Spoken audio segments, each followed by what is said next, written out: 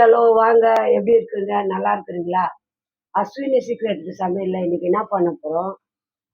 நம்ம ஜவ்வரிசி பைத்தம்பருப்பு வச்சு நம்ம ஒரு பாயாசம் பண்ண போறோம். நல்லா ஸ்வீட்டா நல்லா இருக்கும். ஜவ்வரிசியும் பாசிப்பயிரும் வச்சு நம்ம ஒரு பாயாசம் பண்ண போறோம். அதுக்கு என்ன பண்ணணும் பாருங்க. நான் 1 கிளாஸ் ஜவ்வரிசி எடுத்துருக்கிறேன். அதை ஊற வச்சிருக்கிறேன் பாருங்க. 2 மணி நேரத்துக்கு முன்னாடி ஊற வச்சிடுங்க. இது அப்பதான் வேகும். ஜவ்வரிசி ஊற வச்சுக்கோங்க. இதுல 1 கிளாஸ் நான் ஜவ்வரிசி எடுத்துக்கிறேன். 1/2 கிளாஸ் பாசிப்பயிறு எடுத்துக்கிறேன். அதை கொஞ்சம் குக்கர்ல போட்டு நம்ம வறுத்துக்கலாம். நம்ம இதுல ஜவ்வரிசி வேக வச்சுக்கலாம். ஜவ்வரிசி இருக்குங்களா, 1 கிளாஸ் ஜவ்வரிசி 2 மணி நேரத்துக்கு முன்னே ஊற வச்சுக்கோங்க. நல்ல தண்ணி கழுவி நான் ஊற வச்சுக்கிறேன். இதை நம்ம இன்னும் ஒரு 2 கிளாஸ் தண்ணி ஊற்றி இதை நம்ம வேக வச்சுக்கலாம். பாருங்க, அதில் 3 கிளாஸ் தண்ணி ஊற்றிடுங்க. ஜவ்வரிசி வேகட்டும். நல்லா வந்துச்சு. இப்போ நான் தண்ணி ஊற்றிக்கிறேன்.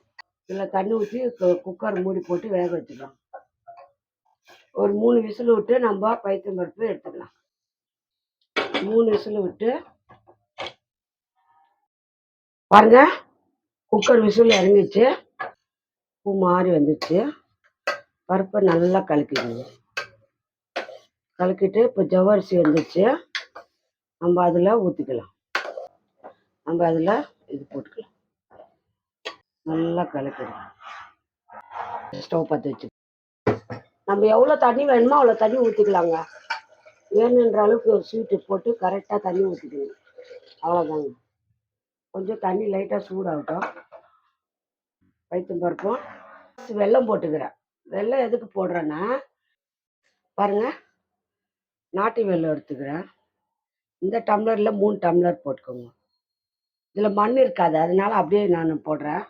நீங்கள் வேறு கட்டி வெல்லமாக இருந்தால் அதை நீங்கள் மண் இது வேறு பாத்திரத்தில் போட்டு கொஞ்சம் தண்ணி ஊற்றி அதை நீங்கள் கொதிக்க வச்சு ஃபில்டர் பண்ணிக்கணும். இதில் மண் இல்லை, அதனால நான் அப்படியே போட்டுக்கிறேன். பாருங்கள், 2 கிளாஸ் ஆச்சு. இன்னொரு கிளாஸ் போட்டுக்கணும். 3 கிளாஸ் வெல்லம் கரெக்டாக இருக்கும். உங்களுக்கு வேணுன்னா இன்னும் கொஞ்சம் கூட ஸ்வீட் போட்டுக்கோங்க. 3 கிளாஸ் போட்டேன் நான் வெல்லம். போட்டுட்டு நல்லா கலக்கிடுங்க.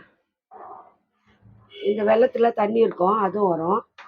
இது அது கூட சேர்ந்து பருப்பு ஜவ்வரிசி எல்லாமே நாட்டு வெல்லம் போட்டுருக்கிறேன் நான். அதில் மண் இருக்காது. நீங்கள் கட்டி வெல்லம்னா அது நீங்கள் கொதிக்க வச்சு ஃபில்டர் பண்ணிக்கணும். இது நல்லா கொதிக்கட்டும். இது கூட கொஞ்சம் ஒரு சிட்டிக்கு உப்பு போட்டுக்கோங்க. ஸ்வீட் எடுத்து கொடுக்கும். உப்பு ஒரு சிட்டிக்கு போட்டுன்னு நல்லா பாருங்க, கெட்டி ஆகுது.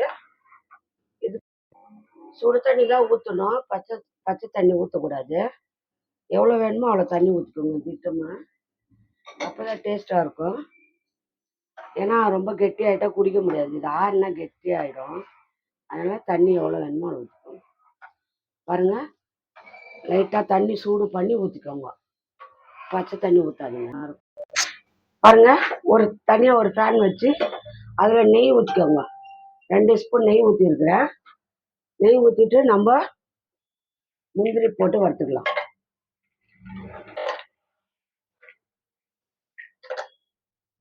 ஃபஸ்ட்டு முந்திரி வறுத்துட்டு